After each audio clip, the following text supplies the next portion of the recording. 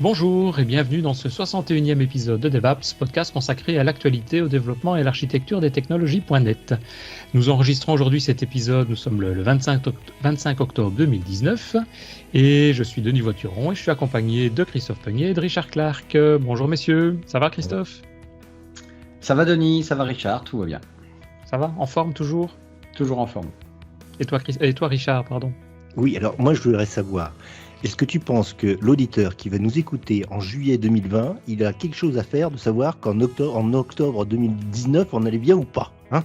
Je vous pose la question. Je ne sais pas, mais ça permet d'introduire. Si demain il ferme Azure, on dit « Ah bah oui, mais à l'époque c'était encore ouvert ». Voilà. Il y a des autres podcasts qui parlent du temps. Nous, on essaie de savoir si ça fonctionne bien, si tout le monde est content, etc. Oui, je suis content. Et alors ? Voilà. Oui, mais ça n'a pas l'air. Chaque fois qu'on enregistre, ça n'a pas l'air content. Hein. On va faire des remarques pour finir. Ou alors on pourrait raconter des petites blagounettes. Ouais, ça on va essayer au fur et à mesure de la présentation aujourd'hui. On va le faire en mode cool. Kiss cool.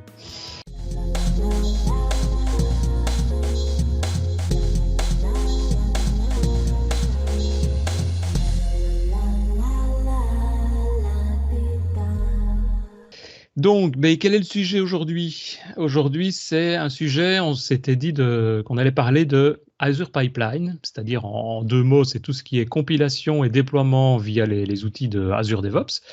Et pourquoi on va parler de ça ? Parce que j'ai déjà eu plusieurs fois des commentaires et des remarques de oui, mais quelles sont en gros les bonnes pratiques ? Qu'est-ce que je dois faire ? Est-ce que je fais de la compilation ? Est-ce que je fais du déploiement ? Dans quel ordre je les mets, etc.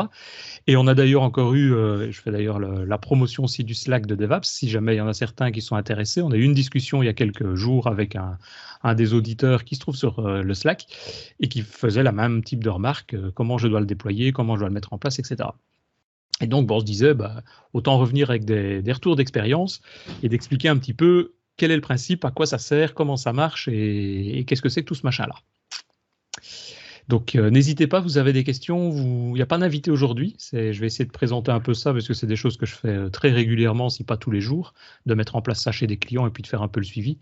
Et donc, ça permettra d'expliquer un petit peu les petits couacs qu'on peut rencontrer et les petites astuces de temps en temps qu'on peut utiliser. Donc, mais interrompez-moi, Christophe et Richard, ça fera peut-être plus interactif aussi. Hein. T'inquiète pas. Ça va. Alors, commençons par le début. Déjà, qu'est-ce que c'est Azure DevOps ? Il faut savoir Azure DevOps, donc, pour ceux qui ne connaissent pas, c'est un outil qui est gratuit jusqu'à 5 utilisateurs déjà. Donc, là, j'entends du bruit, il y a quelqu'un qui tape. Il faut arrêter de taper sur son micro. Donc, je disais, Azure DevOps, c'est un outil qui permet gratuitement jusqu'à 5 utilisateurs. Après, il y a des petits coûts de licence en fonction des services qu'on veut utiliser. Mais globalement, de gérer tout le processus de développement complet quand on fait du développement de logiciels. Donc, ça va de la gestion de planification, de la gestion des tâches, avec des tableaux de bord, avec la gestion du sprint, l'encodage des bugs, etc. Le dépôt, évidemment, souvent de type Git, compatible avec GitHub, et on peut même le relier avec GitHub si on souhaite avoir des projets open source. Et il y a d'autres modules, gestion des tests, gestion des artefacts, donc c'est tout ce qui est package NPM, package NuGet qu'on peut gérer, qu'on peut utiliser, notamment par exemple avoir des packages, des dépôts NPM ou NuGet privés, si on n'a pas envie de mettre tout ça directement de manière publique, ce qui est parfois intéressant dans des entreprises. Et il y a un des modules qui s'appelle le Azure DevOps Pipelines, qui est celui dont on va parler aujourd'hui, qui est en gros la mise en œuvre de toutes les briques qui vont permettre de passer du code source au package, voire au déploiement, donc c'est-à-dire d'envoyer tout ça sur un serveur distant, de l'envoyer sur Azure, de l'envoyer sur un serveur distant en FTP ou tout autre type de technique qu'on souhaite avoir. Alors le principe, lorsqu'on veut faire du pipeline, du déploiement, c'est, en règle générale, on part de l'outil de développement, de Visual Studio, du VS Code, de l'IntelliJ si on travaille sur des outils de type Java par exemple. Oui, parce que je ne l'ai pas dit, mais c'est pas, évidemment, Azure DevOps n'est pas utilisé que pour des outils de type techno Microsoft. Il ne faut pas faire que du C# ou des choses comme ça pour l'utiliser. Donc, on va passer donc avec des outils, quel que soit le langage, ça peut être du Java, du PHP, du C#, de l'HTML, du TypeScript, JavaScript, enfin tout ce que vous voulez. Tout ça va remonter dans du code, dans un dépôt de code de type Git. Et ensuite, on va, via ce qu'on appelle un trigger, donc un déclencheur, demander de réaliser des opérations de compilation et de déploiement. Alors souvent, dans les opérations de compilation, on va souvent d'ailleurs intégrer tout ce qui est validation des tests unitaires. ce qui permettra de dire s'il y a un problème en termes de validation de code, de renvoyer un email par exemple au développeur pour lui dire attention là mon petit gars, il y a peut-être quelque chose à changer et il va falloir faire une correction. Et si tout se passe bien, ce qui est en général la majorité des cas, on arrive à compiler correctement sur le serveur, on va pouvoir ensuite envoyer tout ça dans un processus de déploiement qui passera éventuellement par un serveur de test de charge, dans lequel on va pouvoir éventuellement injecter des millions, des milliers de requêtes pour voir si tout ça tient correctement. Tout ça évidemment de manière automatisée. Et si ça se passe bien, on passera dans un module de release management, de déploiement qui va déployer, va envoyer le code sur Azure, sur un PHP, sur un serveur FTP, etc. Donc voilà, ça c'est le principe général. Évidemment, après, il y a du monitoring pour voir si tout se passe bien, pour revenir dans le code. Alors, les opérations de compilation, en général, on va essayer de les réaliser avec différentes briques. Moi, c'est souvent ce que je mets en place. C'est d'abord de faire du versioning, c'est-à-dire de définir la version du code qu'on est en train de compiler. Donc, on est en train de faire une compilation d'une version 1.0, puis 1.1, puis 1.2, etc. Ensuite, une fois qu'on a modifié le petit package, le petit fichier qui contient ce code, on va récupérer tous les paquets NuGet ou tous les paquets NPM en fonction des technos qu'on utilise.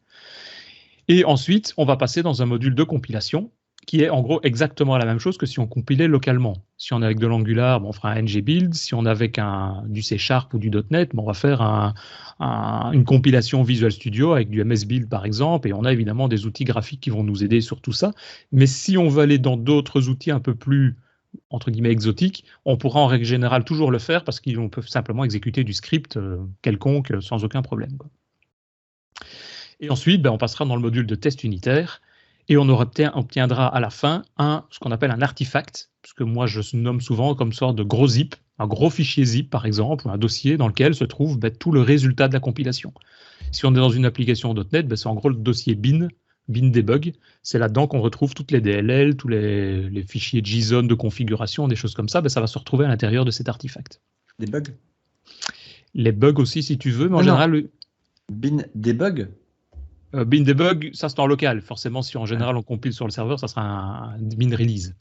Mais ça, c'est encore une fois, c'est des options lors du MS-Build, on va pouvoir spécifier quel type de compilation on veut utiliser.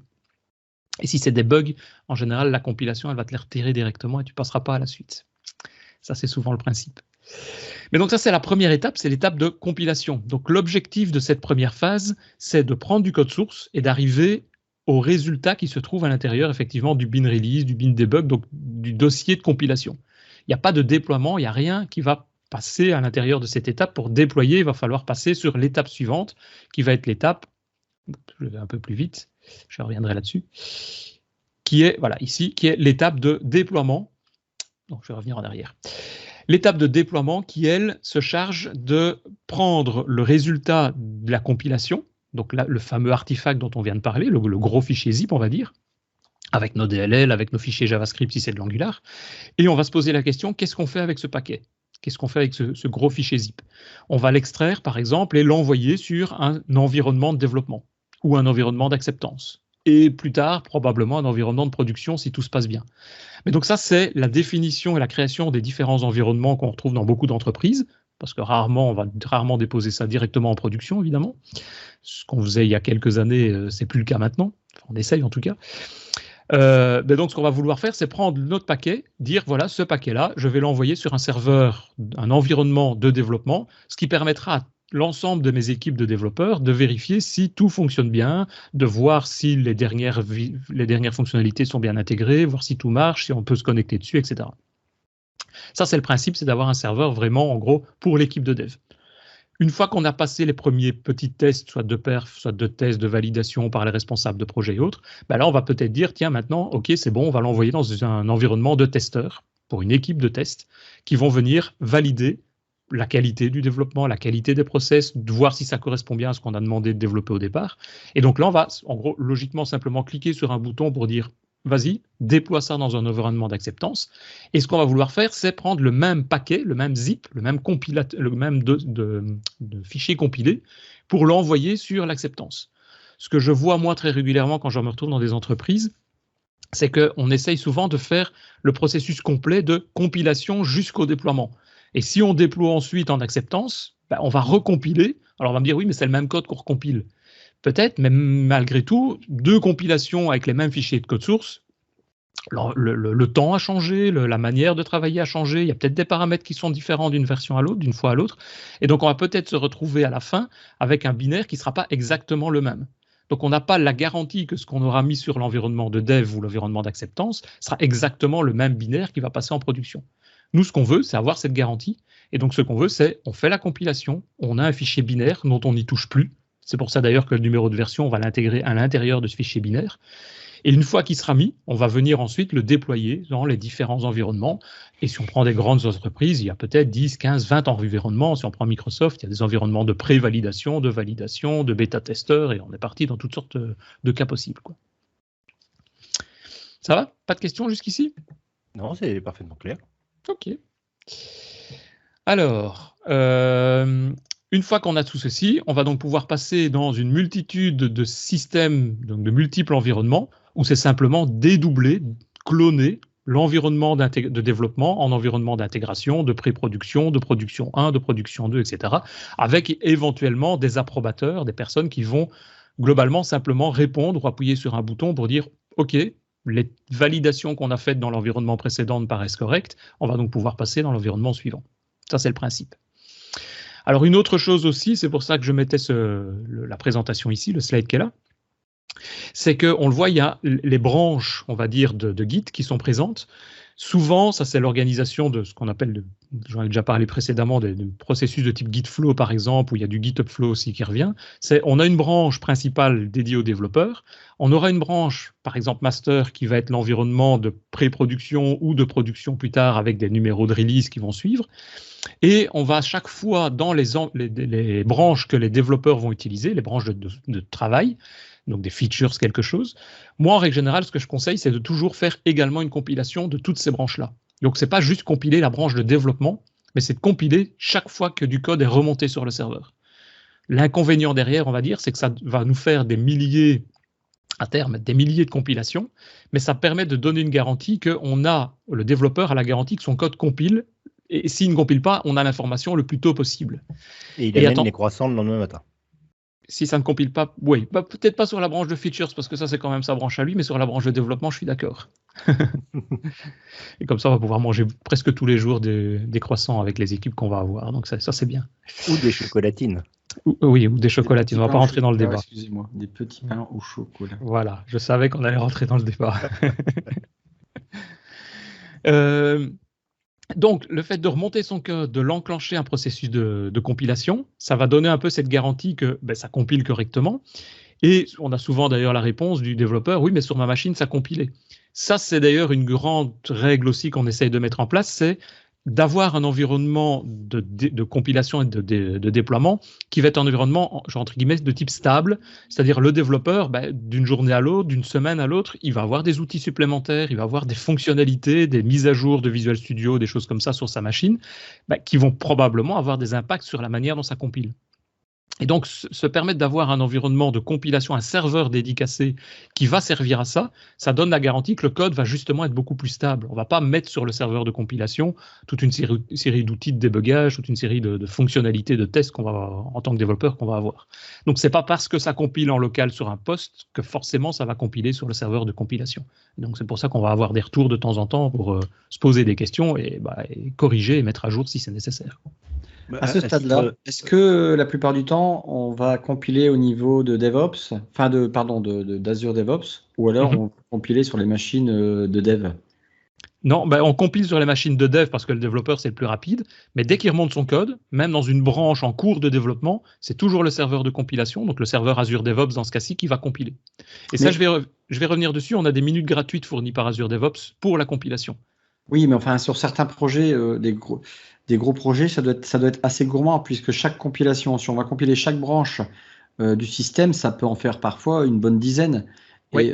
Selon les projets, mais ça doit être assez gourmand. Oui, et donc oui, ça peut être gourmand. Donc là, il y a des astuces, soit pour ne compiler que ce qui a été modifié, soit de compiler même en parallèle. On peut acheter des pipelines parallèles, donc de traitements parallèles pour compiler 2 projets en simultané, par exemple, et donc essayer de gagner un peu de temps. Mais ça arrive, nous, régulièrement, quand on a des projets, il faut, on va dire, un quart d'heure avant d'obtenir un résultat pour dire si ça a bien compilé correctement et complètement, quoi. D'accord. Mais on prend ce temps, ça nous donne, encore une fois, cette garantie que tout fonctionne que tout fonctionne à la fin. Alors, je voulais juste rajouter une chose. Il y a quelques temps, je faisais beaucoup d'audits dans les entreprises. Et vous ne pouvez pas savoir le nombre de fois où je dis je veux récupérer le code, donc je récupère le code et j'essaie de compiler ou ça ne compile pas. Ouais. Donc l'environnement, la connaissance de l'environnement de compilation est quelque chose qui est très important et ne serait-ce que ça aide beaucoup, quoi. Oui, tout à fait. Et c'est vrai que souvent, ce que tu dis, c'est ça compile à un instant T, donc ça va compiler aujourd'hui, mais en plus, quels que soient les outils, que ce soit .NET Core et Angular, en gros, tous les 3 mois, je dirais, ou tous les 6 mois, on a des nouvelles versions.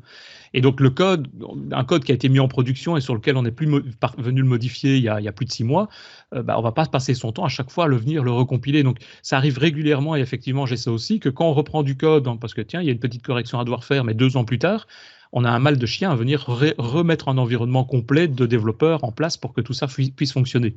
Là, on a vraiment la garantie que le serveur de compilation, il fonctionne toujours. Je veux dire, il a toujours les bonnes versions, il a toujours les mises à jour qu'il faut. OK. Alors, le plus simple, c'est peut-être de passer en démo tout ça. Et donc, ça, on va revenir sur la checklist par après de ce qui est intéressant de voir. Donc, si je reviens en démo, voilà, je reprends ici. Je ne me suis pas cassé la tête. Il y a un jour ou deux, je suis venu créer dans Azure DevOps simplement un dépôt Git avec un petit projet de démo que j'ai appelé DevOps Demo Backup. Je l'ai appelé Backup parce qu'au départ, je me disais que j'allais le créer avec vous, mais je pense que ça risque de prendre un peu de temps, donc on va simplement le passer en revue. J'ai créé 2 projets à l'intérieur. Je pense que beaucoup de projets actuellement en développement se basent sur ce type de projet-là, enfin du moins à mon avis les personnes qui nous écoutent, c'est soit un projet de type .NET, donc ici c'est un projet ASP.NET Core, soit un projet de type Angular. Alors le projet de type .NET, il est très simple, c'est un projet Web API dans lequel on retrouve tout simplement un contrôleur qui va nous renvoyer le numéro de version et le numéro d'environnement. Donc j'ai simplement modifié le projet de base d'exemple qui est fourni par Visual Studio, qui renvoie valeur 1, valeur 2. Moi, je renvoie ici à la place version et environnement. Version étant le numéro de version de l'assembly et environnement étant un paramètre qui vient d'un fichier de configuration qui est le appsettings.json qui se trouve ici, dans lequel on aura un paramètre environnement développe. Alors j'ai mis environnement, ça peut être n'importe quoi forcément comme type de paramètre de configuration.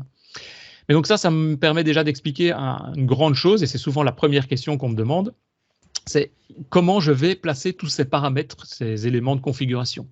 C'est clair que ça ne peut pas être hard-codé en variable, en paramètres ou en constante à l'intérieur du code, puisque, je vous rappelle, on va faire un seul binaire, et ce binaire va être placé dans différents environnements, environnements de développement, d'acceptance et de production.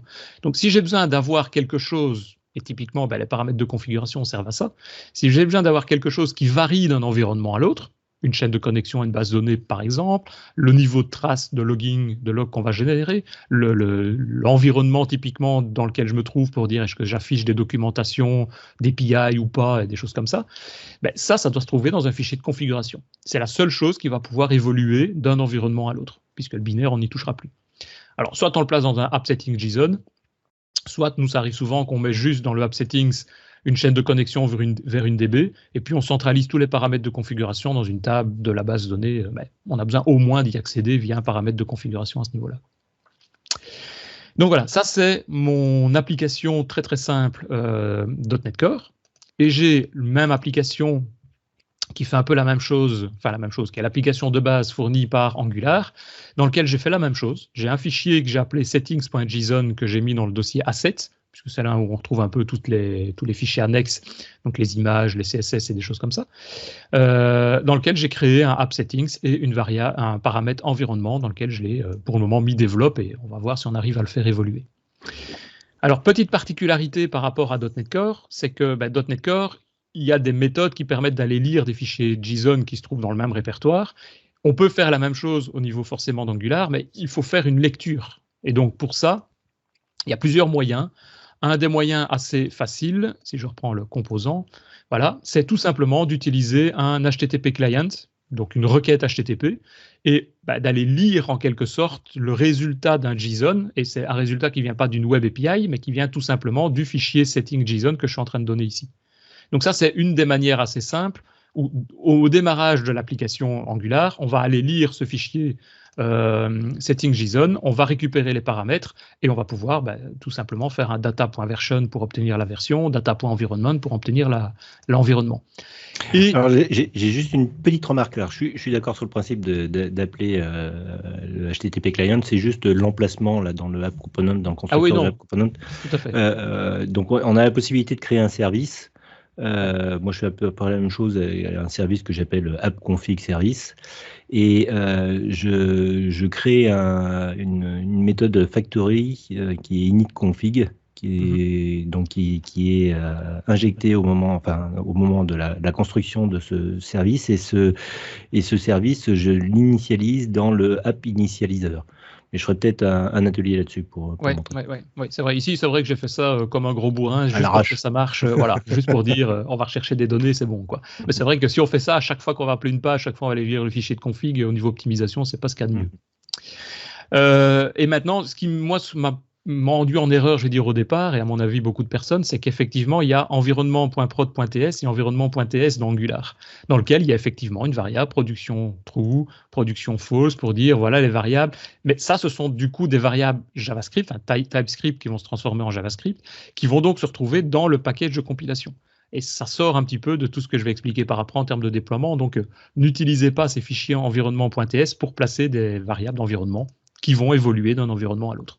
Oui, si on fait la comparaison avec C#, c'est la même chose que si on codait une constante à l'intérieur de notre code C#, et donc c'est à l'intérieur de la DLL, là c'est à l'intérieur du JavaScript qui est compilé par Angular. Oui, c'est ça, tout à fait. Donc voilà, ça c'est un peu la petite différence. Donc voilà, mes deux projets sont présents ici sur mon code source. Je les ai juste remontés. Alors si je veux les exécuter, le projet Angular, si je le prends et que je l'affiche, il affiche tout simplement la page de base d'Angular dans laquelle j'ai été très difficilement venir mettre DevApps 1.1.0 et le 1.1.0 se trouve dans mon fichier environnement. Donc pas très très compliqué en termes de code. Par contre, je trouve que le modèle d'Angular est un peu plus joli que d'habitude, que les premières versions en tout cas. Et si je fais la même chose sur le projet des Web API, si je le démarre, il va simplement me créer une API qui est API Values, qui est l'API par défaut. Et là, même principe, je renvoie, comme on s'y attendait, un JSON qui contient version 1.1.0 et environnement develop. Donc, quelque chose de tout à fait basique et de manière très, très simple. OK ? Donc voilà, ça c'est le principe pour me renvoyer mes différentes données, mes différentes informations. Maintenant, ce que je vais vouloir faire avec ça, et ce que moi je fais dans toute société nouvelle dans laquelle j'arrive, où on me demande de mettre un petit peu tout ça en place, il y a les aspects de gestion du code, les bonnes pratiques, et puis ensuite il y a définition de ce qu'on appelle le pipeline, c'est-à-dire la rubrique des compilations et déploiements. Donc en termes de rubrique de compilation, la première chose à devoir réaliser, c'est, donc j'ai ici des build definition, comme on les appelle, donc des définitions de backup que je vais utiliser si jamais on n'a pas le temps ou si jamais j'ai un problème de dernière minute. Mais donc on va le créer ensemble. On va créer un build definition pour compiler d'abord notre projet Web API et ensuite on fera la même chose pour notre projet Angular. Il manque une petite partie à ça, puisque quand tu arrives sur pipeline, c'est vide. Oui. Tu as dû définir où est mon code. Alors, non, c'est ce que je vais faire maintenant. C'est quand on le crée. Donc, c'est vide, c'est-à-dire que ici, je n'ai pas... Non, tu n'as rien du tout dans cette fenêtre-là. Cette fenêtre-là est vide, archi vide. Oui, mais il n'y a pas les build definition, mais je vais me retrouver exactement. Donc, j'ai juste un gros bouton qui est créer un nouveau build pipeline, le build definition, qui est le même lien que ce qui se trouve ici. Si j'appuie sur le gros bouton qui se trouve au niveau de cet écran vide, c'est la même chose que ça. Voilà. Et donc, j'arrive, c'est d'abord, où est votre code ? Et là, effectivement, Microsoft, depuis quelques années, on le sait, est ouvert de plus en plus vers toutes sortes de technos. Donc, on peut se connecter sur du GitHub, sur du Gitbucket, sur n'importe quel type de Git, sur du Subversion, etc. Et forcément, quand même aussi sur le dépôt Microsoft, le dépôt Azure GitHub. Alors, moi, ce qui m'ennuie un petit peu dans cette nouvelle version, dans cette mise en page, c'est que Microsoft nous demande de choisir où se trouve le code. Alors, je vais le faire une fois, puis je vais l'annuler et revenir en arrière. Parce que vous voyez qu'il y a des petits textes à côté qui sont YAML à chaque fois. En fait, le YAML, c'est une description. Donc, il nous demande d'abord de choisir notre code. C'est une description en format texte, en format, en gros, comme du JSON, quoi. C'est du format texte qui va venir faire la configuration. Moi, ça me perturbe. Et ce que je vais faire, c'est prendre l'autre cas qui est le Classic Editor, qui est juste un petit lien que je trouve un petit peu trop léger à mon goût au niveau de l'interface graphique, parce que c'est toujours par là que je passe. C'est le Classic Editor, c'est passer en gros par une interface graphique pour créer ce build pipeline, cet outil de compilation. Sachant qu'une fois qu'on a créé son pipeline, on peut très bien le convertir en YAML et puis après s'amuser avec le YAML, quoi. Voilà, tout à fait. Alors c'est vrai que le YAML est plus ouvert parce que d'autres outils l'utilisent et c'est exactement le même YAML, donc le même fichier de configuration que les autres outils. Donc si on a fait par exemple une définition de compilation dans un GitHub où on suffit de faire copier-coller, on le réintègre et ça marche. Mais par contre, quand on doit commencer, il faut connaître les commandes à la main, on se retrouve dans un éditeur de texte vite, c'est quand même un peu plus compliqué, quoi. Donc le Classic Editor, il est là, un petit lien dans le bas. Et si je clique dessus, là je me retrouve dans des sortes d'assistants, des wizards, qui me proposent la même chose, mais avec des petits écrans beaucoup plus jolis. Donc première étape, choisir le type de dépôt. Donc là je vais choisir un Azure Repo Git. On me demande le type de projet, je suis dans mon projet de DevApps démo. Le projet, le Git, le Git, je vais dire, avec lequel je veux travailler. Alors le Git, j'en avais créé au départ deux Gits à l'intérieur. Donc j'en avais un démo mais qui est vide. Et j'en ai créé un démo backup, qui est celui que je vais utiliser. Donc le nom est un peu mal choisi, mais tant pis. Qui est celui que je viens de vous montrer avec mon code source.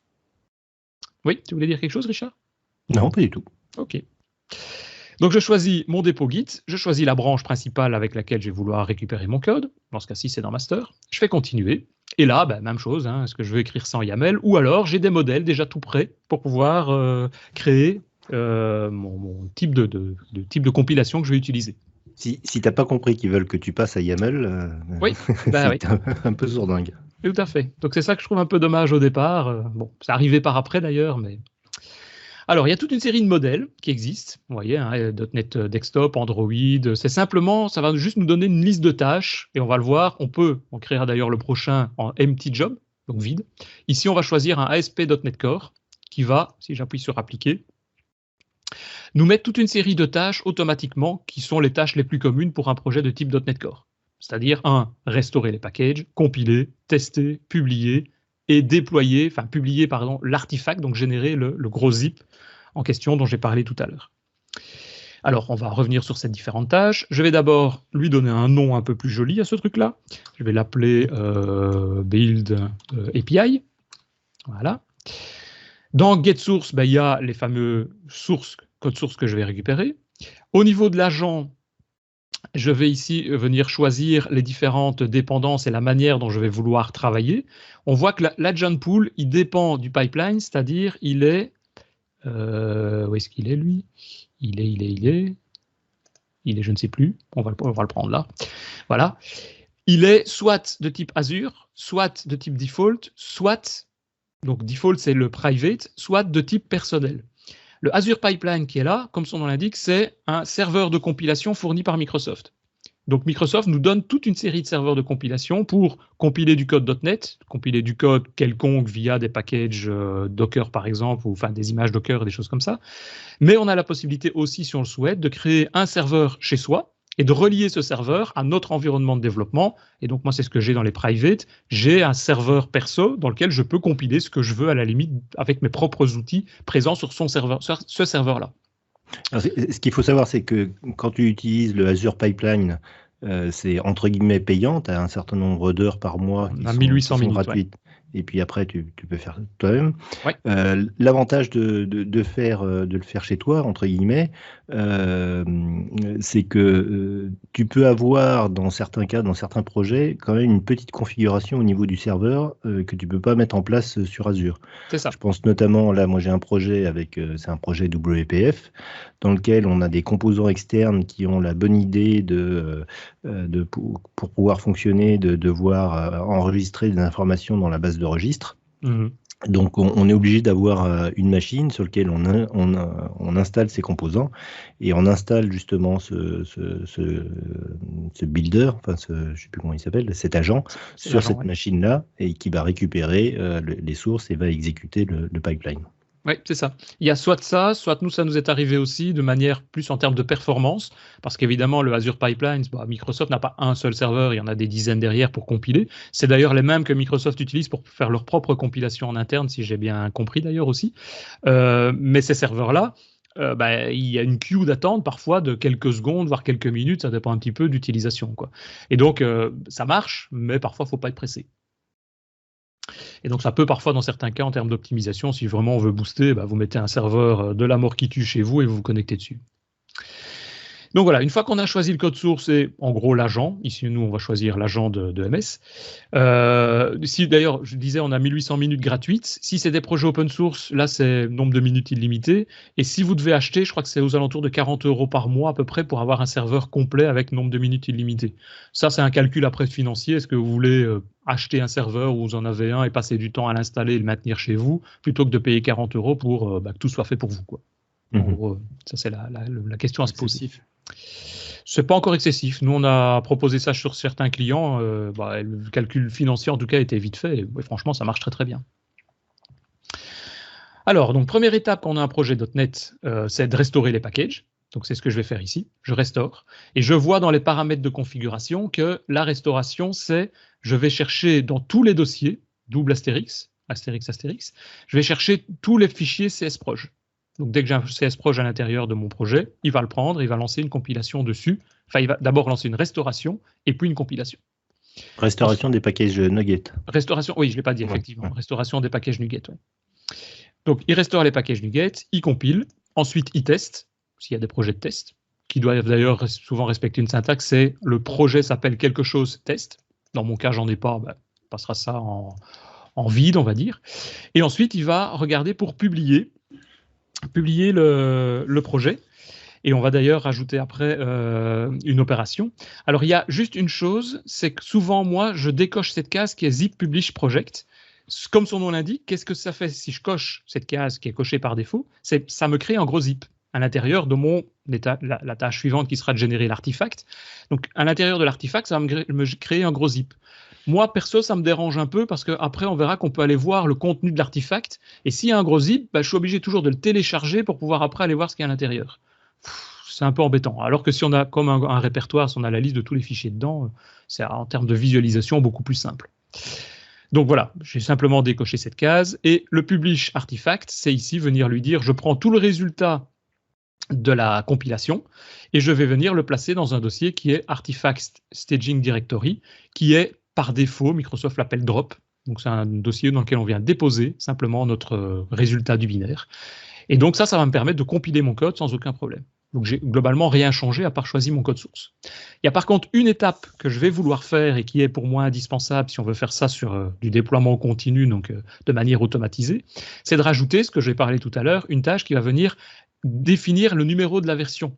Alors le numéro de version en VS Code, si c'était du .NET précédent, ça se trouve dans un fichier derrière Properties, il y a un assembly.cs, si je me rappelle bien, quelque chose comme ça. Ici, ça se trouve derrière le fichier CSproj. Je vais aller le montrer ici, Properties. Je vais aller dans, je crois que c'est Package, voilà, et j'ai ici le Assembly Version, Assembly File Version. Je peux lui mettre un fichier numéro 1.1, 1.1, 1.2, etc. Et ça, c'est enregistré derrière le contenu du CSproj, ici, Assembly Version, File Version.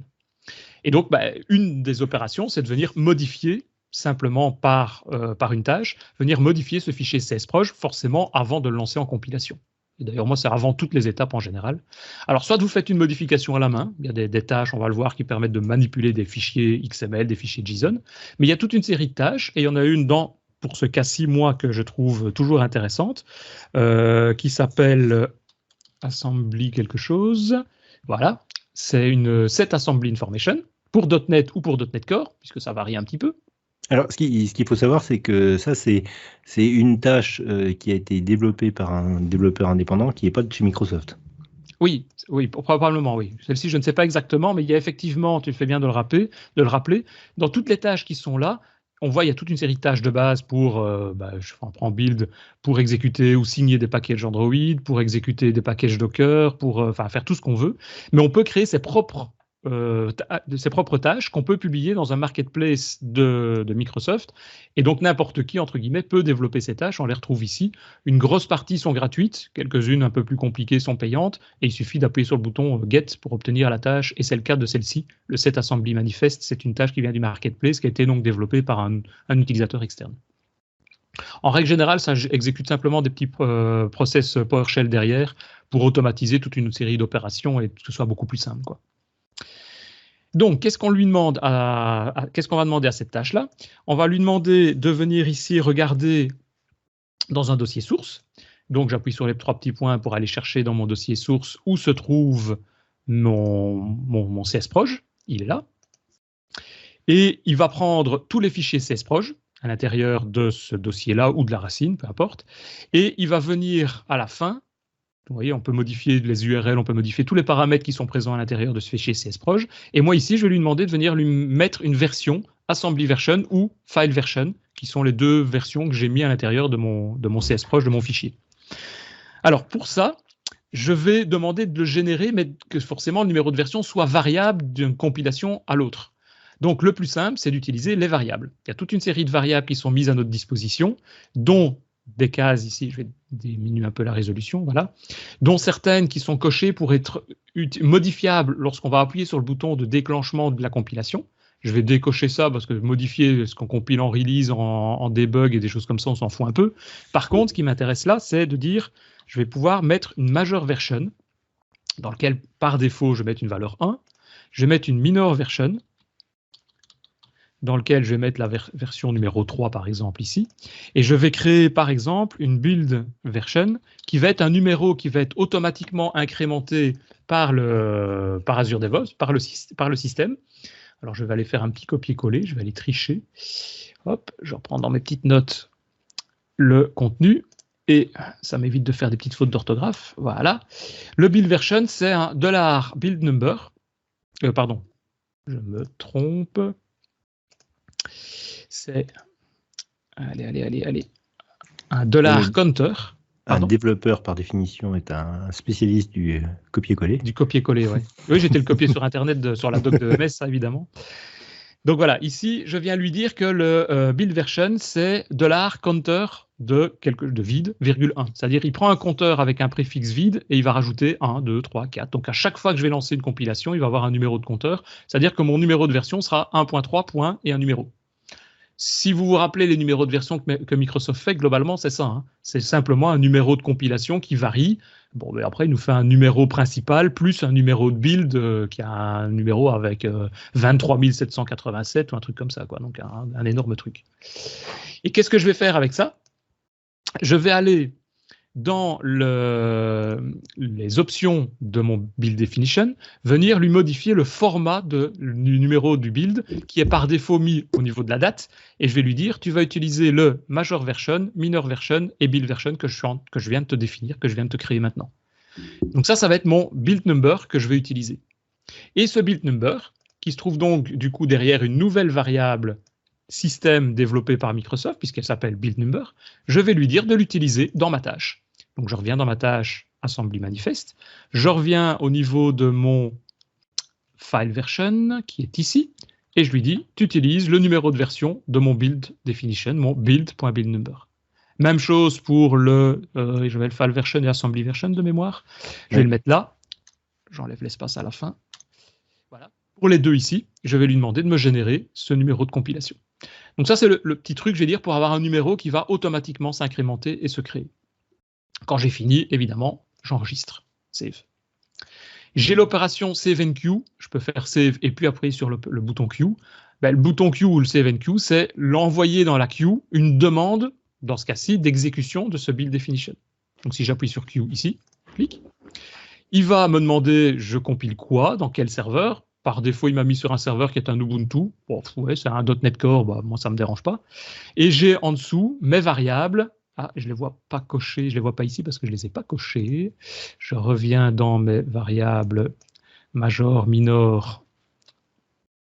Allez, major, minor ici, voilà. Je les coche pour pouvoir dire tu vas me les afficher. Du coup, je resauve mon package. Hop.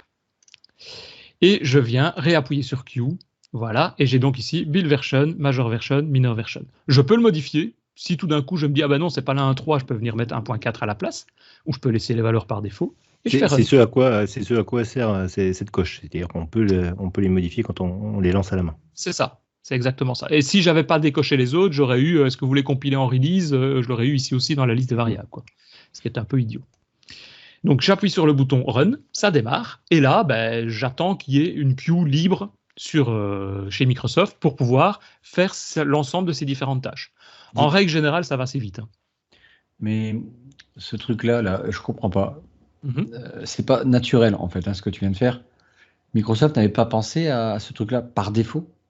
Parce que quand tu compiles, souvent tu changes un numéro de version, c'est logique, quoi. Enfin, moi, ça me paraît totalement logique, quoi, chaque compilation. Mais pourquoi c'est pas par défaut? Je dirais que ça dépend surtout, oui, pourquoi la tâche n'est pas une tâche Microsoft déjà, ça aurait été beaucoup plus simple. Ils l'ont jamais pensé, eux, ils incrémentent forcément, ils travaillent pas comme des autres. Oui, ils incrémentent effectivement aussi. Maintenant, la question, c'est qu'est-ce qu'on veut incrémenter? Parce que rien qu'en .NET, tu as le file version, l'assembly version, enfin, tu en as 15-20 types de versions. Il y aurait eu un mécanisme qui fait ça. Et en fait, j'aurais pu dire à quel moment je passe en version majeure. Mais qu'il y a un système qui existe par défaut. Voilà ce qui m'étonne. Oui, tout à fait. Exact, parce que et encore c'est un peu plus simple maintenant parce qu'on a une tâche qui permet, qui le fait.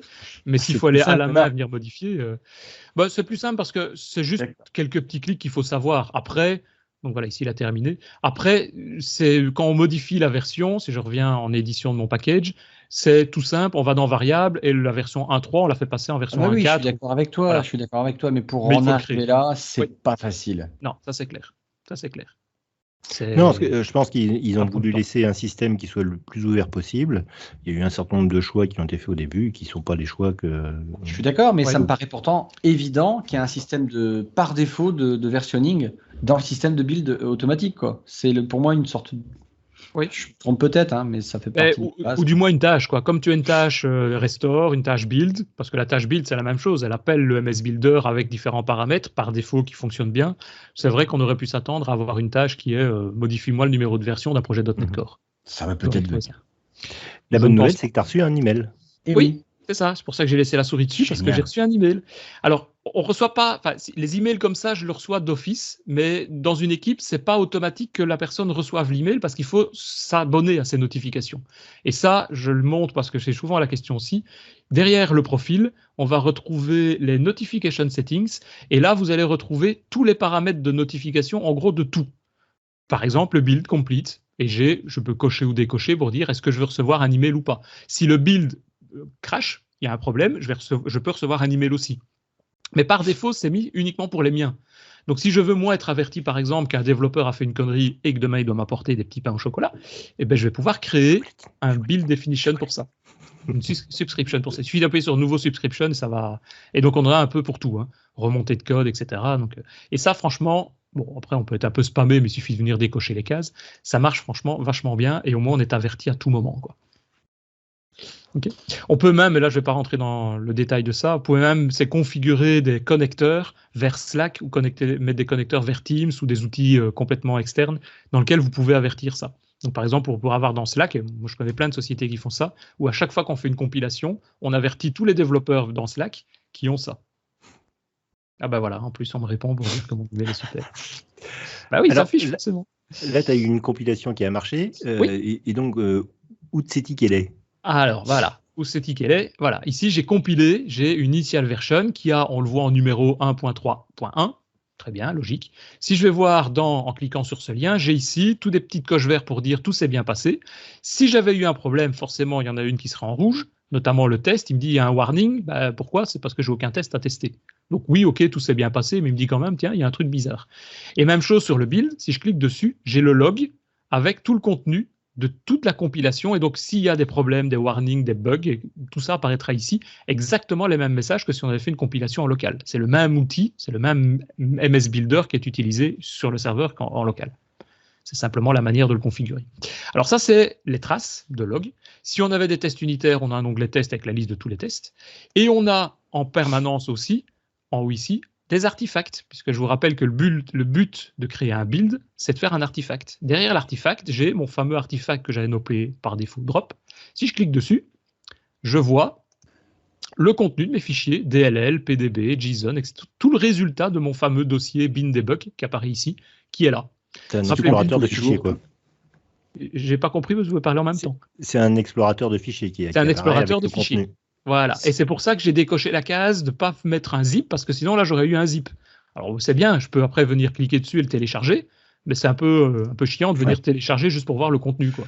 Justement, si tu compiles toutes les nuits, tu as un projet qui dure plusieurs mois, au bout d'un moment, il va peut-être falloir dégager un certain nombre de builds, non?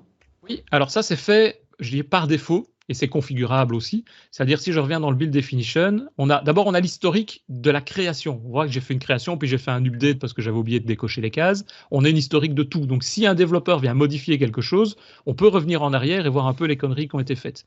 Mais on a un onglet retention. Non, pardon, où est-ce qu'il est? Si, dans rétention, pourquoi il me dit? Il faut aller dans configure ici, voilà, c'est ça.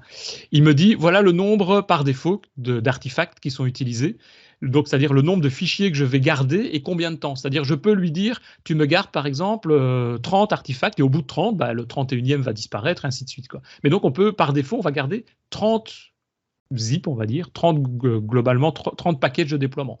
Ce qui permettra, si on veut revenir en arrière, de facilement pouvoir revenir sans problème. Oui. Et même chose, on peut à ce moment-là mettre aussi des règles pour dire au bout de 2 mois, tu me supprimes le truc, mais on peut augmenter, il n'y a pas de limite, donc je peux dire tu m'en gardes 300 ou 3000, quoi. Bon, après, quel est l'intérêt, ça il faut voir, mais bon. Mais tout ça est configurable. Un autre petit truc, tant que je suis ici, qui est cool aussi, vous voyez qu'il y a ici juste une image URL dans l'onglet options. C'est juste une URL, je peux la copier et venir la coller à l'intérieur d'une documentation ou d'un projet GitHub. Ça me donne le statut de ma compilation. Donc ça me donne un petit badge dans lequel j'ai en vert ou en rouge si ça a pété pour me dire tiens, il y a eu un problème. Je peux demander de créer automatiquement un bug si jamais il y a eu un problème de compilation, par exemple. Et alors surtout, je ne l'ai pas fait ici, mais je peux demander via l'onglet Trigger d'automatiser ça. Alors soit je le fais toutes les nuits via le scheduler. Scheduler, je dis, voilà, tous les dimanches ou toutes les nuits à 3h du matin, tac, tac, je le crée, etc. En règle générale, ce qu'on va plutôt faire, c'est demander de faire de l'intégration continue, c'est-à-dire je coche la case intégration continue et je lui demande de compiler à chaque fois qu'il y a une modification dans soit une branche, soit dans tout le code, soit une branche master, une branche développe. Et donc, c'est ce que je disais, nous, on le met sur toutes les branches, Astérix, pour dire, quelle que soit la modification par n'importe qui dans le code, automatiquement, ça va lancer la compilation ici, qui prend, bon, pour du code simple, ça prend 1 minute, c'est pas très long. Mais je peux dire, c'est uniquement quand je remets dans la branche développe, par exemple, je peux venir demander de générer ça. Donc voilà, ça c'est le processus de compilation d'un projet de type .NET C'est pratique, c'est très bien parce que on a toutes les tâches qui sont quasiment faites pour nous. Si je refais exactement la même chose, quel est le temps? Moi, je vais peut-être le montrer, ça ira plus simple. Oui, montre directement le résultat. Voilà, si je le montre la même chose, donc je prends mon backup Angular que j'ai fait hier soir pour Angular. Ce que j'ai simplement fait, c'est créer un nouveau build pipeline, exactement la même chose. J'ai choisi le classique en demandant le code et j'ai été choisir le même repository. Mais je n'ai pas d'Angular. Si je reprends dans la liste, je n'ai pas de modèles Angular qui sont prédéfinis. Là aussi, ça serait peut-être pas mal d'en avoir un. Donc, qu'est-ce que j'ai fait? J'ai fait un empty job. Et là, empty job, ça me fait les 3 premières lignes, le pipeline et le code source que j'ai choisi, mais j'ai une liste de tâches vide et je dois à la main venir choisir des tâches. Heureusement, il y a les tâches NPM qui sont dispo. Et en gros, en Angular, on fait principalement la compilation via des commandes NPM. Et c'est ce que j'ai fait ici. Je reviens dans ma définition, edit. J'ai ici, donc j'ai créé les tâches qui sont là. J'ai créé, on va revenir sur le patch juste après. J'ai créé une tâche npm install. Donc j'ai fait le add comme j'ai montré, npm install, j'ai choisi la commande install et j'ai choisi le dossier dans ma liste de dossiers ici de travail qui est le dossier, donc j'ai l'autre dossier qui est celui pour mes API, mais j'ai pris le dossier ng qui est mon dossier Angular. C'est exactement la même chose qu'un NuGet restore, quoi. C'est exactement la même chose qu'un NuGet restore. Ouais. Là il récupère, il va chercher le package JSON, il récupère tous les packages npm au lieu de récupérer les packages NuGet. Ouais. Ensuite j'ai un npm custom. Custom, pourquoi? Parce que je demande d'exécuter un script et le script c'est ng build-prod. C'est un peu particulier en termes de syntaxe parce que je passe par NPM, donc il faut que je mette des doubles tirets avec des guillemets pour faire le tiret prod pour avoir la production. Donc là, c'est documenté, hein, en regardant la doc, tout ça s'y trouve. Mais donc c'est un peu plus particulier, mais c'est la commande ngbuild prod que tous les développeurs NPM, Angular connaissent et qui me permet de générer dans un dossier dist le résultat de ce qui doit être déployé, tout simplement. Et le résultat va se trouver dans un dossier de distribution. Je vais demander via une tâche publish, qui est une tâche de copie de fichier, d'aller chercher tout le contenu qui se trouve à l'intérieur de ce dossier dist, tout le contenu, astérix, astérix, donc tout le dossier, sous-dossier, etc., et de venir le placer dans un dossier de destination qui est le Artifact Staging Directory, qui va être utilisé par la même tâche que celle qu'on a utilisée dans la tâche précédente, qui est le Publish Artifact dans le drop. Donc il prend le contenu du Artifact Staging et il va le placer dans un dossier drop, exactement de la même manière. Et juste une chose que j'ai rajoutée en plus, qui est l'équivalent de assembly, de la tâche de modification de l'assembly dans le projet de .NET Core, c'est ici une tâche qui est le patch file. Alors là aussi, il y en a toute une série qui existe. Celle-là, je l'aime bien parce qu'elle utilise ce qu'ils appellent le slick syntax, qui est en gros, je donne une structure à mon JSON pour dire, sur la racine de mon JSON, tu prends la version et tu vas modifier ça et tu vas remplacer ça par un nouveau numéro qui est le build number, qui est exactement le même. Hein. J'ai repris les mêmes variables que tout à l'heure, minor, major, build, avec le même compteur, etc. Et donc je lui dis, tu prends le numéro de version dans un fichier qui est le settings.json qui est renseigné juste au-dessus, le target file, et tu vas modifier ce fichier JSON pour aller mettre le contenu de version avec le contenu de mon build number qui se trouve là. Et je peux modifier tous les paramètres que je veux à ce niveau-là. Les paramètres de compilation, dans ce cas-ci. Bon, c'est un peu trivial ici parce que c'est un fichier JSON, mais c'est logiquement à cet endroit-là que ça va se trouver. On verra dans Release, lorsqu'on va déployer, on utilisera exactement la même commande, le patch file, de la même manière. Alors, ce patch file, c'est aussi une tâche qui a été faite par une personne externe qui n'est pas de Microsoft, et j'en ai toute une série. J'ai le patch file. Voilà, j'ai du patch file pour JSON, j'ai du patch file pour de l'XML avec toujours le même type de format que je trouve pratique de je veux ajouter, j'ai des plus pour ajouter, des égales pour modifier, des moins pour supprimer par exemple. Voilà, juste petite remarque, il faut savoir, il y a le JSON 5 comme on dit, qui est le format qui est qui est une extension du format JSON classique. Typiquement, vous allez comprendre pourquoi, en JSON, si je fais du double égal et que je mets un commentaire, le JSON ne supporte pas ça. Je ne peux pas mettre des commentaires dans un fichier JSON. Par contre, le JSON 5, là, il le supporte. Et donc, demander en cochant la case de générer un JSON de type JSON 5, ça permet de garantir que le format de sortie va être compatible avec un Angular ou avec .NET. Donc, ça peut être parfois pratique. Alors, on le coche ou on ne le coche pas après en fonction de ce qu'on veut utiliser. Donc, voilà, ça, c'est mes opérations de tâches de compilation d'Angular. Même principe, il suffit d'appuyer sur le bouton Q. Ouf. Il me demande les numéros de build, etc., que je peux changer aussi si j'ai envie. Au lieu d'avoir un 1.2 là, je vais faire, je suis en 1.3 côté back-end avec les API, je vais faire la même chose pour le front-end avec Angular. Je fais run, et même principe, il attend qu'un agent soit dispo, et puis il va exécuter l'ensemble des différentes tâches, ce que j'ai fait hier et qui se retrouve ici, si je reprends le backup Angular, voilà. On voit ici, il y en a une en bleu qui est en train de tourner, la 1.3.6, et j'avais la 1.2.5, donc on voit que le dernier numéro, c'est 1, 2, 3, 4, 5, 6 maintenant. Et celle d'hier, si je vais voir un peu, j'ai exactement les mêmes éléments avec le NPM de compilation, dans lequel je retrouve toutes les opérations ng build-prod et toutes les warnings ou toutes les opérations complètes qui ont été exécutées avec l'artefact qui se trouve... où est-ce qu'il est mon artefact? J'ai pas d'artefact ici, où est-ce qu'il est? Il est parti. Il est parti, mon artefact. Je sais pas où il est. Je vais peut-être pas demander là de le créer. Je suis bien dans le build, hein, oui. Je sais pas où il est mon artefact. Je sais pas, je vais aller voir après. Je sais pas où se trouve mon publish artifact dropped aussi. Normalement, il aurait dû me le créer. Et tu as vu que tu l'as en haut à droite, là, en bleu? Ah bah oui. Tiens, j'étais où tantôt? Non, c'est moi, j'ai plus les yeux en face des trous. Ok, il est là. Donc on a là, ça me rassure qu'il soit là, remarque. Hein. On a l'artefact avec le dossier drop, et dedans, même principe que tout à l'heure, je me retrouve avec tout le résultat de la compilation d'Angular, les JS effectivement, les assets avec mon fameux fichier settings.json. Et si je vais voir le contenu, Là aussi, je trouve que ça serait bien d'avoir un petit view au lieu de devoir le télécharger juste pour aller voir le contenu. Si je vais voir ce qu'il y a dedans, il m'avait hier créé un 1.2.5, toujours avec l'environnement développe. Logiquement, aujourd'hui, il va me créer un 1.2.6 une fois qu'il aura terminé de faire ma compilation. Voilà qui est fait. Et donc, on voit normalement, si je dézoome un petit peu, voilà, le temps, il a mis 1 minute 39 pour compiler un projet Angular.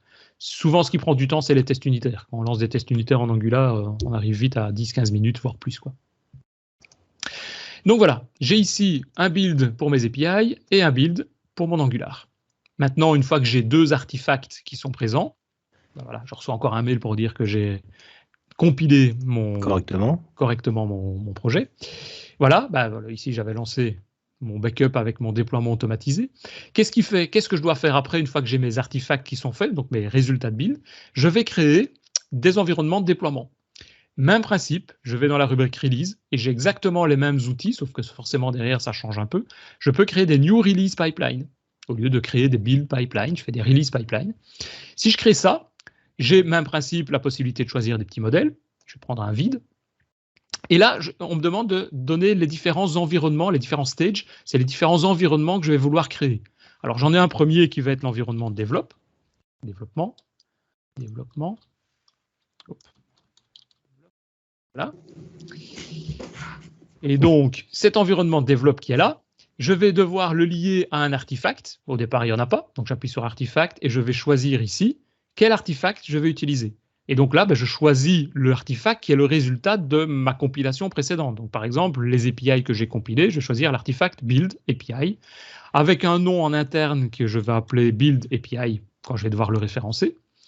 Ce build API là, je vais l'utiliser pour créer des tâches de déploiement. Et c'est exactement, on va retrouver la même liste des tâches qu'on avait pour pouvoir faire les builds.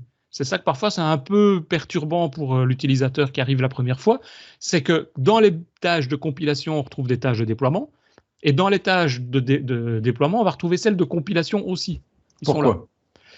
Pourquoi ? Parce qu'il y a des tâches qui sont communes. Typiquement, des tâches de copie de fichiers, on pourrait très bien les utiliser dans le build, on l'a fait, comme on pourrait l'utiliser dans le déploiement. Et donc, je suppose que Microsoft, il a laissé le libre choix de les utiliser. Après, c'est des questions de bonne pratique. Quelles sont les tâches à mettre en place ou pas? C'est plus ça. Et donc, quelles sont les tâches que je vais devoir utiliser ici? Je vais juste le montrer rapidement, puis je vais aller rechercher mon petit projet backup pour aller un peu plus vite aussi. Quelles sont les tâches que je vais utiliser? Je reprends mes petites notes.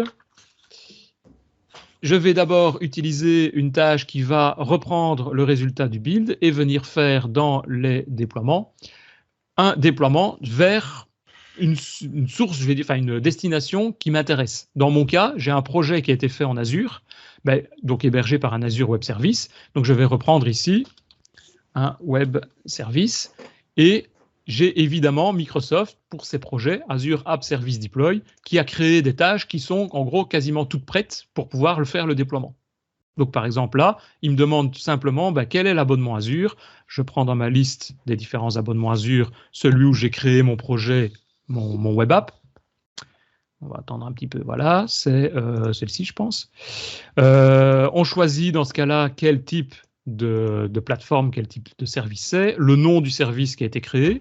Dans ce cas-ci, c'est DevApps Demo. On choisit est-ce qu'on veut l'utiliser en slot ou pas, donc pouvoir faire plusieurs types de déploiements derrière. Et puis ensuite, on choisit qu'est-ce qu'on veut déployer, package of folder. Dans ce cas-ci, si j'appuie sur les 3 petits points, je retrouve, rappelez-vous, le contenu de mon drop, le contenu de mon artefact. Et donc, je choisis le dossier complet en disant, tu vas me déployer tout. Je choisis le dossier. Pouf. Là. Et ensuite, j'ai différentes options pour transformer des variables, transformer des outils de déploiement, etc. Donc, toute une série de paramètres que je vais pouvoir cocher ou décocher, notamment dans ici. Voilà, ici, j'ai la possibilité de venir faire des transformations au niveau des variables. Soit je l'ai fait à partir de là. Encore une fois, moi, je ne suis pas très fan de cette syntaxe-là. Je préfère mon petit outil de JSON parce que je trouve qu'il est plus précis, il est plus simple à utiliser. Et donc, je vais revenir, je vais quitter ceci et vous montrer la définition de ce que j'ai fait hier sur ça pour les API. Edit. Hop, voilà. J'ai fait ce que je viens de vous dire, un deploy Azure App Service en mettant tous les outils avec l'environnement des API pour déployer le package en question. Et dans mon patch du fichier app settings, je viens lui dire, ben là, tu viens patcher mes variables de configuration de mon environnement. Ici, j'en ai qu'une, c'est l'environnement qui va être une variable environnement que je viens placer dans ma liste de variables. Et je vais la mettre à dev. Mais j'aurais pu mettre n'importe quel autre type de paramètres, par exemple, mettre une connection string et des choses comme ça, quoi. Et j'ai en gros les mêmes types d'opérations, des rétentions, des options, etc. OK? Donc voilà, ça me fait un outil, un environnement, enfin une liste, je vais dire, d'opérations qui permettent de déployer dans mon environnement de développement. Une fois que j'ai créé toutes mes tâches et que je les teste et que je valide et que tout fonctionne, donc simplement en demandant de créer une release, donc j'appuie sur release et je dis, allez, vas-y mon petit gars, déploie-moi ça dans l'environnement de développement. Je fais create. Il fait exactement la même chose que ce qu'il avait fait, pour le build. Hein. Il attend d'avoir, donc on va le voir ici, il attend d'avoir, je peux demander d'afficher les logs, voilà. Il attend d'avoir une queue disponible, et puis ensuite il exécute des commandes, des scripts qui vont permettre de se connecter à Azure, et lui il a toutes les commandes qui fonctionnent bien dans le petit modèle pour pouvoir déployer tout ça. Donc tout ça se met en route à ce niveau-là, et une fois que tout se passe bien et que j'ai vérifié que dans mon environnement de développement, j'ai réussi à créer tout ça correctement, j'ai juste besoin ensuite de revenir au niveau de mon pipeline et de mon environnement de développement défini, terminé, de venir le cloner. Je fais clone et je vais lui demander de créer ça dans un autre environnement. Par exemple, je vais le mettre dans un environnement de test. Donc je lui donne un nom, test, et ça reprend exactement les mêmes tâches, sauf que vous voyez qu'elles dépendent de la tâche de développement, tout simplement parce que la condition pour passer de développement à test, c'est, ici on le voit, c'est le trigger est après le stage, donc après développement. En général, moi, ce qui m'intéresse, c'est le faire manuellement. C'est-à-dire, je vais créer automatiquement, on voit qu'il y a une petite flèche entre le package, l'artefact et le déploiement dans le développement. Ça, c'est fait de manière automatique à chaque fois qu'il y a une release qui existe donc il y a un package qui existe au niveau de ma compilation. Donc, dès que j'ai une compilation qui est terminée, automatiquement, il va arriver ici et il va le déployer dans l'environnement de développement. Par contre, je le fais de manière manuelle quand je vais passer dans l'environnement de test ou d'acceptance. Mais j'ai fait un clone de, ici il y a 2 tâches, ça va encore, mais si j'avais 15 tâches parce que je dois faire des configs par-ci par-là, mais je vais cloner, je vais voir exactement les mêmes tâches, et j'ai juste besoin d'aller dans les variables pour venir modifier l'ensemble de la même variable, mais disponible dans un scope différent, que ce soit développement, acceptance, test.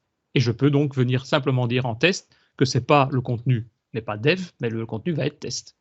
Et j'ai juste besoin de modifier mes variables. Donc c'est quand même assez pratique une fois que tout ça va être mis en place. Alors, moi, il y a juste un truc là qui me chiffonne un petit peu. C'est, imaginons, là, dans développement, on a 15 tâches. Oui. On a fait une... non, tu peux revenir sur l'écran d'avant. Donc, on a mis au point la tâche développement assez complexe. Oui. On a fait donc l'équivalent d'un copier-coller, donc en passant en manuel pour l'acceptance. Oui. On a les 15 tâches, donc là tout va bien. Rien n'empêche par la suite, comme développement et acceptance sont maintenant deux items différents.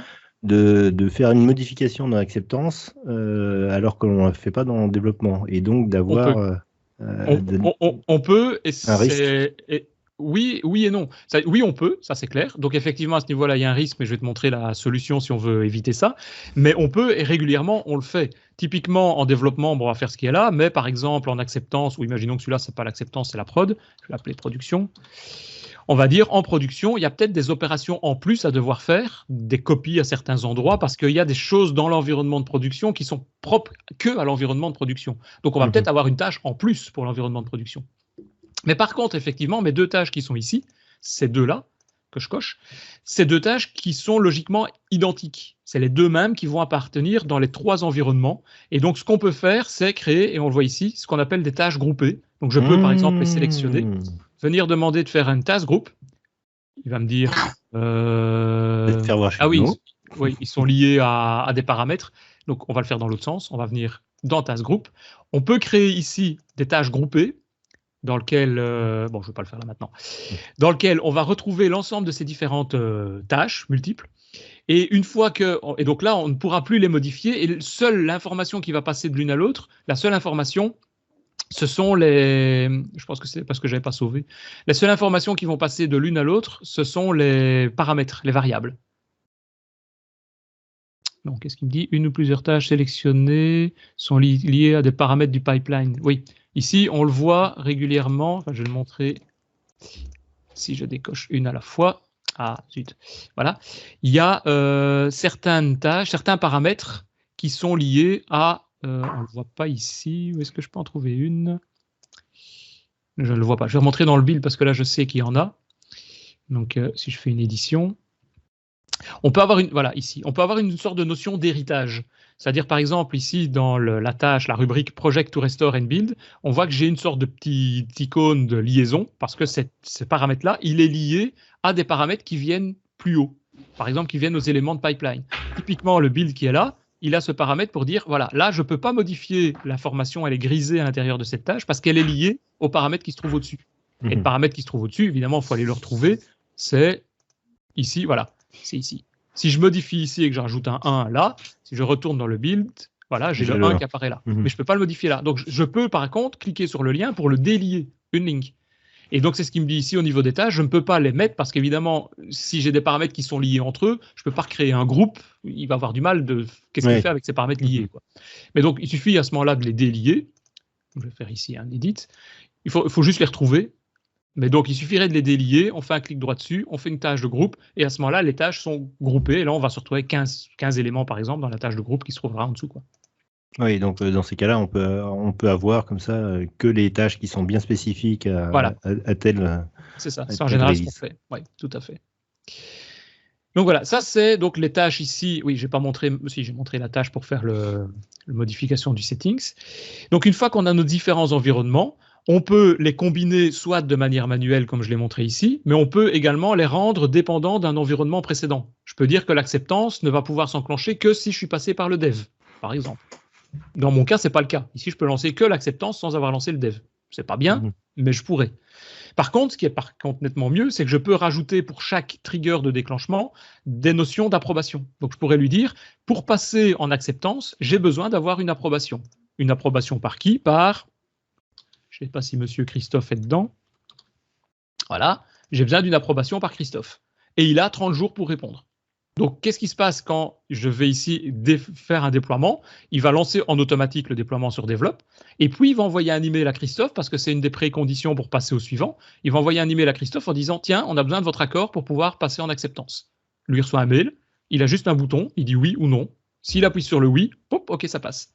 Et on peut demander d'avoir des approbations avec une personne parmi une liste de 10, une personne ou 10 personnes consécutives qui doivent le mettre, donc une sorte de petit workflow qu'on va pouvoir mettre en place sur cet aspect-là. On peut faire la même chose avec des ports, c'est-à-dire je peux envoyer un message sur un Slack, par exemple, et que c'est le Slack qui doit répondre. Enfin, on peut imaginer un peu tout ce qu'on veut. Nous, c'est ce qu'on met en place souvent pour la production, c'est juste pour que le chef de projet le sache. Hein, c'est plutôt Teams, ouais, c'est vrai. C'est plutôt Teams. Je vais essayer de changer ça et dire que c'est Teams. Donc voilà, ici on a donc notre environnement de déploiement qui est placé. Et qu'est-ce qui se passe quand j'en exécute un? On l'a vu ici, j'ai exécuté celui-là il y a quelques secondes. Si tout se passe bien, il passe en vert, évidemment. Et je vois, développement a été passé en vert, donc a été déployé correctement, mais pas l'acceptance. Si je veux déployer en acceptance, j'ai juste besoin de cliquer sur le même, et ça c'est la manière dont nous maintenant on fait tous nos déploiements de projet. Quand un client nous dit OK, j'ai validé en acceptance ou en test, maintenant je veux passer en production, ou OK, le développement est bon, on peut l'envoyer au testeur, pas de problème. Je clique sur parce que forcément nous on continue à évoluer, hein. Donc imaginons que c'est cette version-là, on va dire je clique sur cette version-là, et on va cliquer sur le bouton suivant, production, deploy. Donc comme je le fais par exemple ici, je clique sur la version développe, la version 06, on me dit OK, la version 06, enfin la 1.2.1 build numéro 6 est bon, j'appuie ici, deploy. Et ça lance le déploiement du binaire qui avait été compilé à ce moment-là, dans l'API 1.2.1. Même si on a évolué depuis, et maintenant nous on est peut-être à la version 27, c'est la version 1.2.1 qui va être réellement déployée, dans ce cas-ci en acceptance. Et en production, même chose, qui sera déployée en production.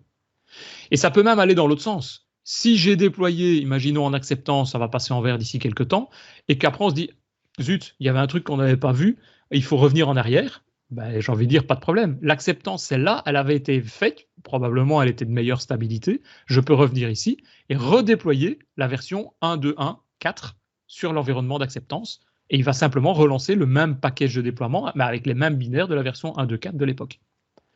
Et donc si je fais toutes ces opérations, je vais me retrouver après, ben voilà ici, après quelques secondes, avec une version 1.2.1.0.6 dans mon environnement de développement et dans mon environnement d'acceptance. Et si je vais voir ça sur Azure, j'avais créé un DevApps démo, je pense, voilà. Oui, c'est des API, donc c'est API/values.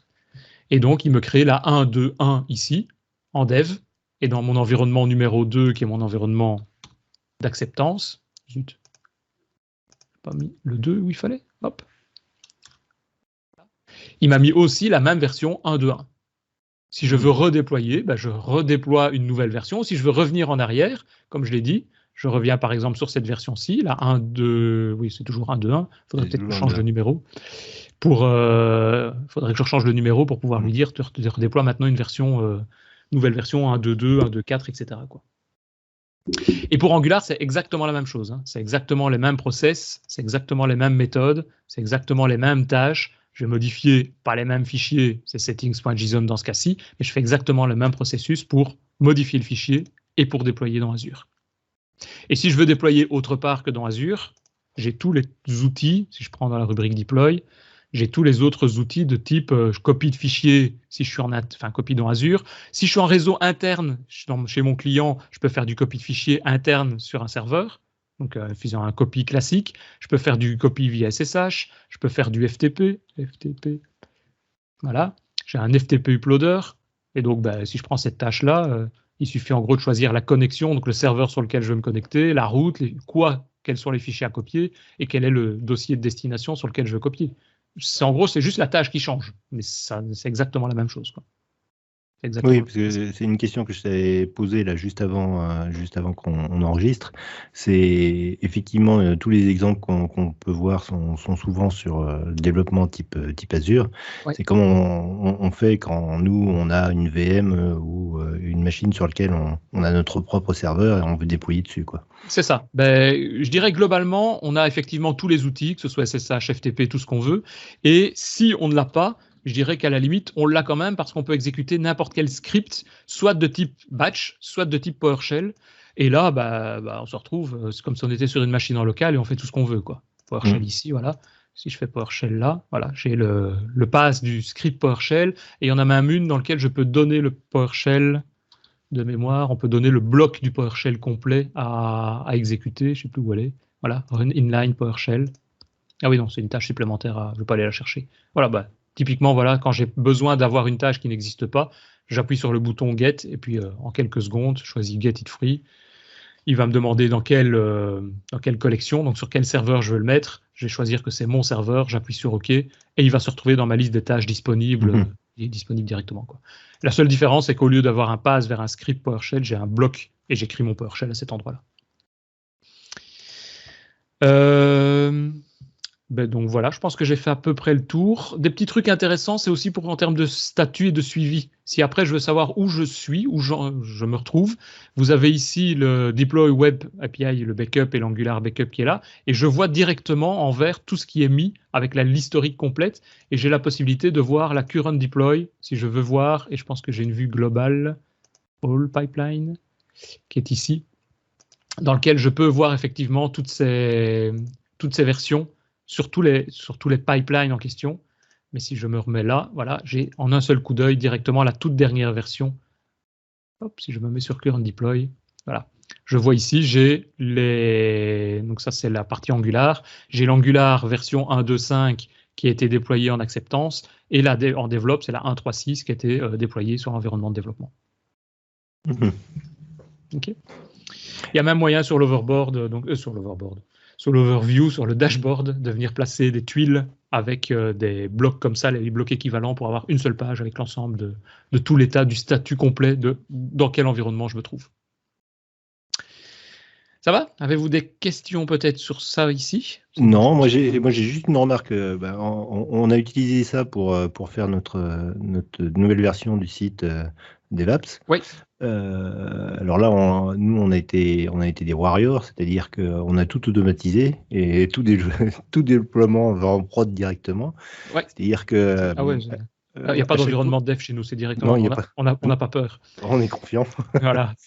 Donc dès qu'on fait un un push de la version Angular ou un commit de la version, enfin un push aussi d'ailleurs de la version des API du site, automatiquement ça exécute le pipeline de build et ça exécute le pipeline de release et ça le déploie automatiquement en production. C'est ça. Et donc on n'a rien à faire, quoi. C'est exactement ce que j'avais montré ici. Donc c'est juste le trigger. Je vais le faire pour juste montrer que ça se déclenche. Si j'enregistre donc sur le build API, j'enregistre le trigger en disant ça en continu sur master, même sans outils, puisque dans DevOps, dans le GitHub, je peux venir modifier même n'importe quoi, entre guillemets. Je peux modifier le fichier README, c'est une modification de code source. Je rajoute 3 petits points ici, je fais un commit, update README, commit. Hop, voilà. Donc en gros, j'ai remonté du code, sans passer par un outil de développement, mais directement, comme j'ai pas peur, directement en production. Hein. Et donc, si je reviens sur mes pipelines et mon build, j'ai automatiquement mon build qui est enclenché en faisant un update README. Et comme j'ai déclenché la tâche de déploiement en environnement de développement qui va suivre dans la foulée dès qu'il y a un artefact de build qui existe, mais je vais automatiquement avoir le build qui va être généré, le déploiement en développement qui va être généré. Donc, en quelques minutes, plop, plop, plop, plop, tout se déploie tout seul. Ce qui peut s'imaginer d'ailleurs, non pas forcément pour la build, mais ne serait-ce que pour l'environnement soit de test, soit l'environnement de développement, pour voir tout de suite ce que ça donne, quoi. Oui, nous c'est ce qu'on fait. Hein. En tout cas, tous les projets, on a une branche développement. Donc les utilisateurs créent leur branche features qui sont compilées à chaque fois aussi. Donc on a régulièrement plusieurs builds en parallèle. Mais la branche développement, dès qu'on commit sur la branche développement, en gros dès qu'on fusionne dans la branche développement, on ne fait rien. D'office est déployé en environnement de dev dans la foulée, quoi, dans les quelques minutes qui suivent. Après les autres environnements, là on le fait soit sur approbation, soit manuellement. Ça dépend un peu des projets. Okay. Et juste pour terminer sur ça, il faut savoir aussi qu'au niveau des repos, donc du dépôt Git qui se trouve là, on a la possibilité dans les configurations du repository, où est-ce qu'il est? Repo ici, voilà. Dans le repository, j'ai mon repository qui est là et j'ai des policies qui sont disponibles. Et donc dans les options, non, il faut que je me mette sur la branche, voilà. Oui, il a fini mon build. J'ai des policies sur ma branche master, par exemple, où je peux forcer en quelque sorte à utiliser par exemple, de forcer à utiliser des branches ou des choses comme ça. Et j'ai également la possibilité de forcer à faire des validations de fusion, donc de fusion de code, comme si le code avait été, donc ici avec des build validation, comme si le code avait été fusionné avec develop. Parce qu'un des problèmes qu'on s'est rendu compte, par exemple, c'est qu'on crée une branche features quelque chose, le développeur travaille dedans, sur cette branche-là, ça compile. Et puis, c'est exceptionnel, mais parfois, quand on fusionne avec develop, ça pète le développement de la branche develop. Et ça ennuie évidemment les autres développeurs, du coup, qui ne savent plus la récupérer. Et donc, ce qu'on peut faire, c'est demander de simuler une compilation comme si on avait fait la fusion sur la branche de développement, sans que la fusion était réellement effectuée, quoi. Et donc, ça va planter la compilation dans la branche features X parce que le futur fusion avec la branche develop aura pété. D'accord, ça c'est vraiment intéressant ça parce que ça peut péter assez souvent, quoi. Ça peut péter sur develop, dans certains cas. Et donc là, on a différentes options pour dire quand ça pète, qu'est-ce que je fais avec ce build qui a pété? Parce que je le garde ou je l'enlève parce qu'il ne fait pas réellement partie de l'environnement. Bon, maintenant, ça prend du coup plus de ressources de compilation. Mais bon. Ouais, mais là, c'est de chocolatine pendant toute la semaine. Hein. Oui, si on arrive à faire ça, oui.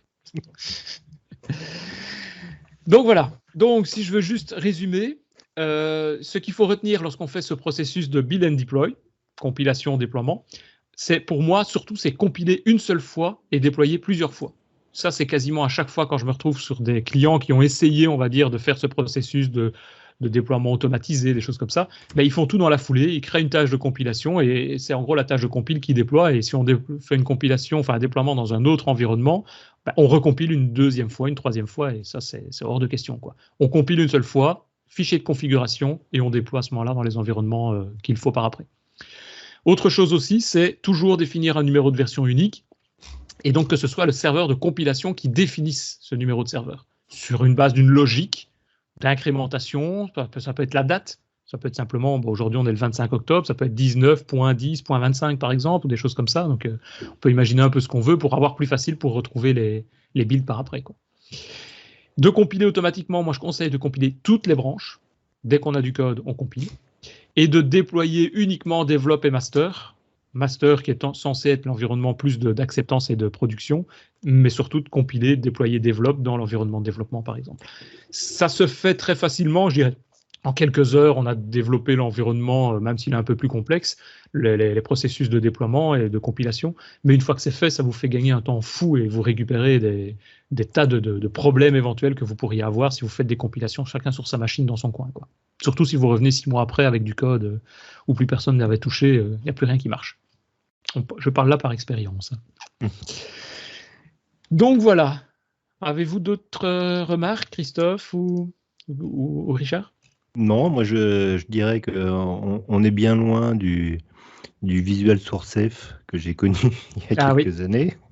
Ouais. Et c'est vrai que moi je m'en servais pas trop jusqu'à il y a à peu près un an. Et c'est vrai qu'une fois qu'on y a touché, ça, on y prend goût et c'est extrêmement puissant, quoi. Donc ça demande un petit peu de rigueur au début pour mettre ça en place, de la réflexion surtout. Oui, c'est ça. C'est pas que c'est très compliqué à mettre en œuvre, c'est qu'il faut bien mettre en place, bien réfléchir à tout le process que l'on veut mettre en place. Et c'est ça pour moi qui est le plus dur, quoi. C'est pas le code, entre guillemets, quoi. Non, tout à fait. Et c'est vrai que c'est d'autant plus simple si on utilise des technos un peu plus récentes comme .NET Core, comme Angular, en ce sens qu'il y a des modèles qui sont là. Sinon, il faut faire un peu plus à la main, on va dire, des opérations qui seraient automatisées via des templates. Mais c'est vrai que c'est pas l'aspect technique. Moi, j'ai jamais réellement eu de problème technique à surmonter. C'est plus des problèmes de qu'est-ce qu'on fait. Il y a des réflexions à se poser au départ. Où on déploie, comment on déploie, est-ce qu'on a les droits, qui a les droits. Ça aussi, c'est une question importante. Moi, dans des sociétés, c'est souvent les développeurs qui faisaient les déploiements, avec le risque de sécurité que, je ne vais pas dire n'importe qui, mais on devait ouvrir des portes sur des environnements de production à des personnes qui ne sont normalement pas censées y avoir accès, quoi. Là, on peut faire ça en collaboration avec la partie DevOps, donc la partie opération. C'est eux qui mettent en place tous les aspects de sécurité et autres, et c'est le serveur de build, en quelque sorte, le serveur de déploiement qui se charge de ça. Et par exemple, il y a des choses bêtes, mais dans la configuration, tu as les chaînes de connexion, par exemple, au serveur SQL. Ouais. Donc, il n'y a absolument pas question que le développeur ait accès à la chaîne de connexion des serveurs de prod. Tout à fait. En le mettant ici, c'est sûr que c'est que la personne responsable de la mise en production qui aura accès à au mot de passe de la base de données. Voilà. Ouais. Et on peut même après elle-même encore aller plus loin, en ce sens qu'il y a des outils avec des sortes de coffres-forts pour des clés, pour des chaînes de connexion, qui ne seront accessibles du coup qu'avec certaines personnes. Donc même celui qui crée le build definition ne peut pas y avoir accès, quoi. Il y a moyen de mettre d'ailleurs des cadenas aussi, ça je ne l'ai pas montré, mais quand on est dans un build definition, il y a moyen de mettre des cadenas au niveau des variables pour du coup justement qu'elles ne soient pas visibles par les autres développeurs. Parce que de base, je pense que le build definition, il est visible. Il n'est pas modifiable, mais il est visible par n'importe quel membre de l'équipe, ce qui permet de voir un petit peu ce qui se passe dedans. Mais donc, s'il y a effectivement des chaînes de connexion, imaginons que ça soit une donnée sensible, la valeur d'une minor version qui est là, j'appuie sur le petit cadenas et ça devient invisible à l'utilisateur. Il faut vraiment avoir les droits de modification du build definition pour pouvoir recliquer sur ce petit cadenas et revenir à l'autre sens, quoi. Donc c'est limité comme sécurité, mais ça peut faire l'affaire. Pour une chaîne de connexion, ça peut faire l'affaire sans problème, quoi. On coche ce petit cadenas et c'est bon.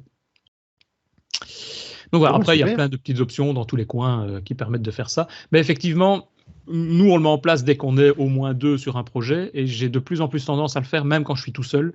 Si c'est des petits projets perso, je prends un truc, ça me demande une demi-heure, même pas à configurer, clic, je regarde, mais au moins on a une garantie, et régulièrement, ça m'a quand même sauvé la vie. Des choses qui compilaient sur ma machine, je dis, mais pourquoi ça compile pas là-bas? Ah oui, mais j'ai installé un package en plus, un outil machin, j'ai pas la même version, et on se rend compte vite de fonctions comme ça, quoi. Ok, ben voilà, je sais pas si Christophe, toi, tu avais d'autres remarques? Non. Ça va? Tu vas l'utiliser maintenant, hein? Je l'utilise un peu depuis que je fais Blazor. Oui, avec DevOps aussi d'ailleurs. Tout à fait. Ouais. Et on peut l'utiliser, on peut le connecter, donc on peut prendre que l'aspect pipeline, même si on a un projet GitHub. J'avais montré, on peut se connecter non pas sur un dépôt interne à Azure DevOps, mais un dépôt GitHub ou autre chose. Donc même si vous avez des projets open source, vous pouvez, et là c'est nombre de minutes illimité pour faire la compilation, vous pouvez compiler gratuitement tous vos projets GitHub directement avec ce même outil pipeline et faire les mêmes process. Voilà, s'il n'y a pas d'autres remarques, je propose d'arriver tout doucement à la fin. Juste peut-être avant de nous quitter, de faire une remarque comme je le fais d'habitude pour dire que si vous appréciez le podcast, venez toujours nous soutenir sur tipeee.com/devaps. C'est ce qu'on fait dernièrement encore Damien, Enlil, si je prononce bien son surnom, Adrien et Michael, ou bien simplement vous nous envoyez un commentaire en bas de page du podcast, de la vidéo YouTube, ou vous nous envoyez un mail sur slack@devaps.ms pour obtenir un accès au Slack et de pouvoir discuter avec nous au jour le jour. Voilà. Et merci beaucoup. On peut rajouter qu'il y a Christophe qui nous prépare un super atelier, enfin une succession d'ateliers sur Blazor. Ah, on va voir ça, ouais. Il nous a montré tout à l'heure une vidéo d'enfer, donc on va voir ce que ça va donner. On s'avance peut-être. C'est histoire de lui mettre la pression, ça. Voilà, c'est ça. Il n'est pas au courant qu'on en parle. Je ne sais pas s'il est au courant qu'il va faire quelque chose, mais là, il est obligé maintenant. Bien, bonne journée, monsieur. Allez, merci beaucoup. À bientôt. Ciao. Salut. Au revoir.